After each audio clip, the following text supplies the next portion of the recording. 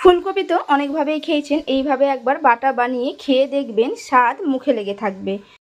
সবার প্রথমে কড়াইতে দিয়ে দিলাম জল, এর মধ্যে দিয়ে দিলাম ছোট ছোট টুকরো করে কেটে রাখা ফুলকপি, সেদ্ধ হতে দিলাম 10 মিনিটের মতো। 10 মিনিট পর ঢাকনা খুলে নিলাম, দেখুন ফুলকপিগুলো সেদ্ধ হয়ে গেছে। জলটাকে আমি ঝরিয়ে একটা প্লেটের মধ্যে তুলে রেখে দিলাম, আর সেদ্ধ করা জলটাকে আমি ফেলে দিলাম। কড়াই গরম করে নিয়ে দিয়ে দিলাম সাদা তেল। তেলটা গরম হয়ে গেলে 5টা শুকনো লঙ্কা, 4টে কাঁচা লঙ্কাকে খুব ভালোভাবে ভেজে তুলে রেখে দিলাম। ওই একই তেলের মধ্যে দিয়ে দিলাম একটা বড় সাইজের কুচানো পেঁয়াজ আর 15 থেকে 20 কোয়া রসুন। পেঁয়াজ রসুনটাকে আমি লাল লাল করে ভেজে নেব। দেখুন ভাজা হয়ে গেছে, এগুলোকেও একটা প্লেটের মধ্যে তুলে রেখে দিলাম। ওই একই তেলের মধ্যেই দিয়ে দিলাম সেদ্ধ করে রাখা ফুলকপি, নুন, হলুদ গুঁড়ো। ফুলকপিটাকে লাল লাল করে ভেজে নেব।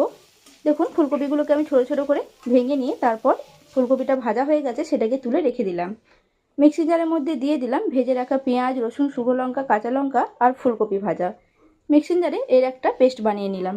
দেখুন পেস্ট হয়ে গেছে। কড়াইতে সাদা তেল গরম করে নিয়ে দিয়ে দিলাম কালো জিরে ফোড়ন, পেস্ট করে রাখা ফুলকপি দিয়ে দিলাম আর দিলাম অল্প চিনি। প্রায় 4 থেকে 5 মিনিট নাড়াচাড়া করে ভেজে নেব। দেখুন রেডি হয়ে গেছে ফুলকপি বাটা বা ভর্তা।